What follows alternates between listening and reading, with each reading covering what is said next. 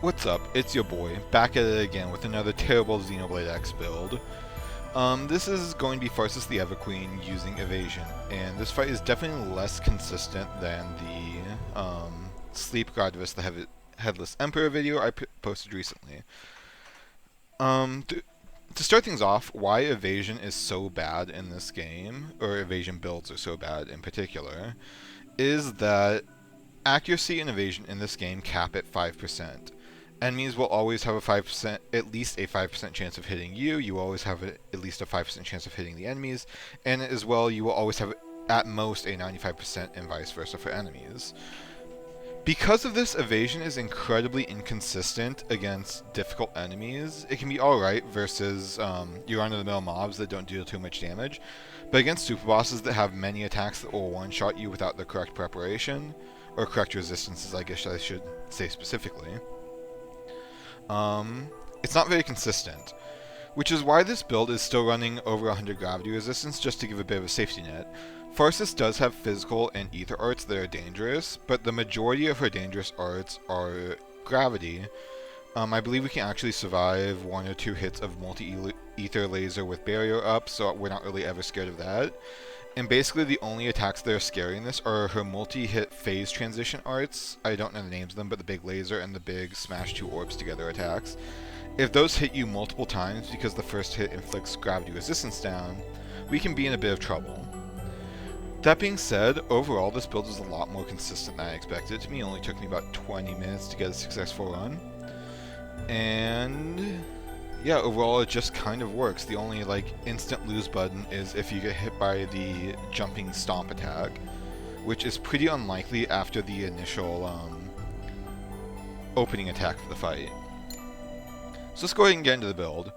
We are going to need both ranged and melee accuracy for this fight, and we don't have a good way to build overdrive count, because my ray gun is just something with ranged accuracy up and overdrive count up. The element of this ray gun does not matter at all. You can run any ray gun you want as long as you essentially want an accuracy boosting skill and something to boost your overdrive count. And then we have a very good knife with melee attack boost and melee attack up, as well as melee accuracy up. This is enough to where we don't have to run any additional melee accuracy on this build.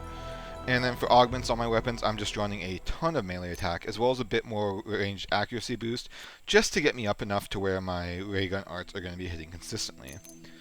Outside of that, I'm essentially just running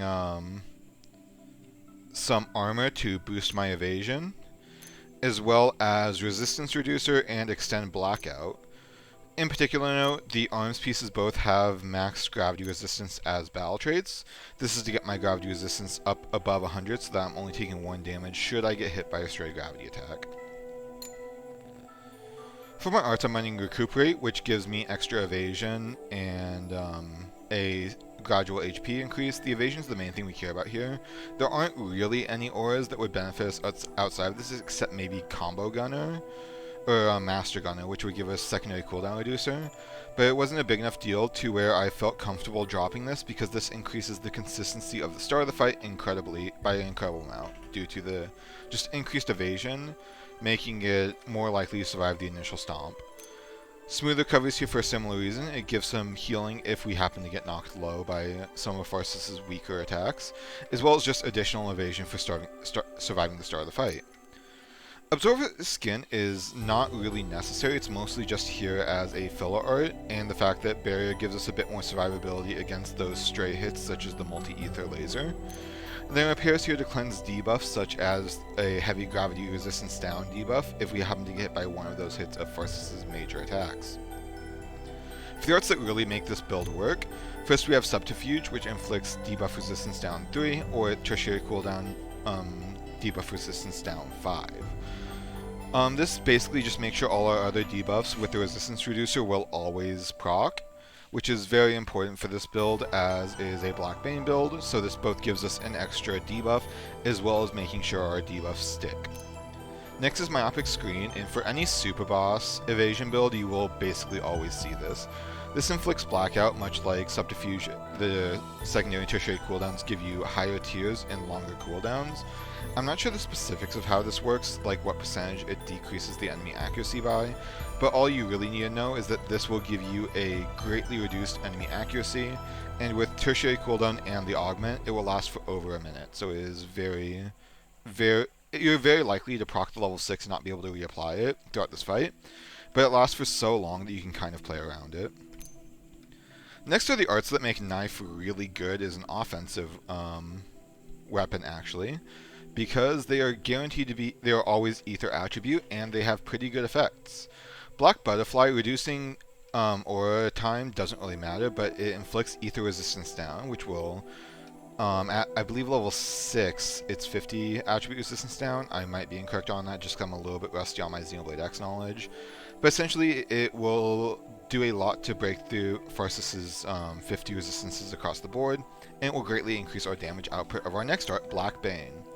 Black Bane is one of the single strongest arts in the game. It's pretty situational, just simply because it's attached to Knife, which isn't the best melee weapon in the game. You kind of have to have a build entirely based around debuffs to make it work. But it is used in basically every heavy hitter run, just simply because of how it scales. Now, how does it scale? So for every debuff on the target, I believe it is a 300% damage additive.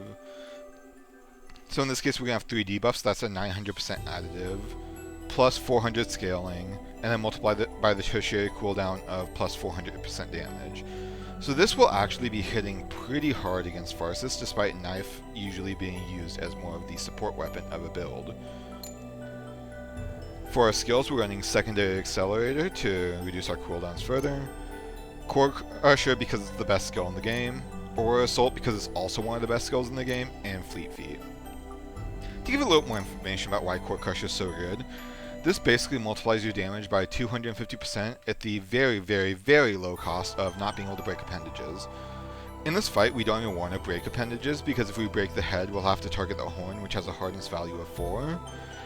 And this is one of the strongest damage multipliers in the game, because it is a base damage multiplier. Which means it gets stacked multiplicatively against everything such as Black Bane's increased damage for debuffs and our overdrive damage increase. Aura Assault is another base damage multiplier, only of 30% this time, but it also increases our accuracy, as well as, just as a side note about Aura Assault, is it also, I believe it also affects TP arts, so it's not multiplying your melee attack, it's multiplying your melee damage. Fleet Feet is basically just additional evasion. There's not really anything better to put here. Something like Mighty Muscle might help some, but Fleet Feet just helps a lot with consistency again with the start of the fight, because that's the most dangerous part due to the fact that we don't really have our debuffs stacked yet. And that's about all to say about the build. The main thing I do want to say is that this build struggles sometimes to out-damage Pharsis' healing if she's a bit mean about how often she wants to heal. I already recorded the fight footage just so I knew what the finalized build would be, but essentially, if she gets really aggressive with her healing, it's very difficult for the damage output and just the damage you do per cycle of arts to break through it. But if she tends to be a bit more friendly, you can beat her pretty easily without her spamming healing too much. Either way, as long as you make it through the early phase, the early part of the fight, get through that initial stomp, inflict your blackout, and just stay on top of your debuffs, this fight is really not too bad, despite it being an evasion build in Xenoblade Chronicles X. All that out of the way though, I think I'm going to go ahead and head off to the fight. I will see you guys next time.